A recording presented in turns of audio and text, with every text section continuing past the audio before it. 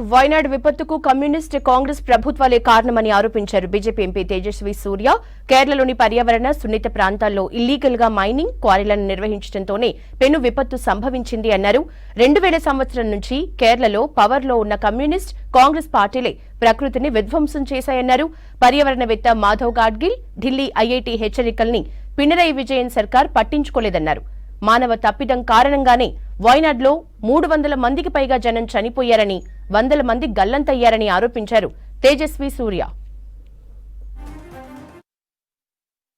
What has happened in Wayanad is not a natural disaster. It is a man-made disaster. I have been repeating this, and not just me. Experts in ecology, in Western Ghats ecosystem like Madhav Gadgilji, they have been repeatedly saying that what has happened in Kerala is a man-made disaster.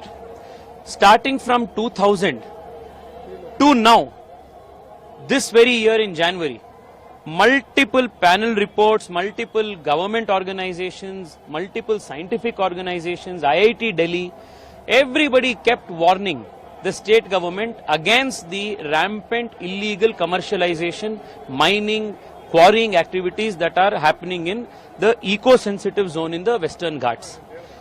The Congress party rejected all of these things, did not take any action, nor has the UDF government or the LDF government that was in power in Kerala all these years. Both of these governments have not taken any action. This is the reality. And today, at a time when hundreds of people have lost their lives, instead of trying to understand what actually went wrong, go to the root of the matter and try to scientifically address it, the communist government, true to its communist style, wants to ban all scientific organizations, media organizations to come and understand what actually went wrong in Wayanad. This is a man-made, or rather I would say a communist Congress